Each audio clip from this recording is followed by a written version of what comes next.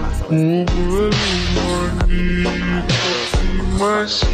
natin itong matapos mamaraan sa Warzone ay sinubukan agad na Ramon ngunit nanatiling tahimik ang Warzone ng China at walang anumang sagot mula sa barko nila.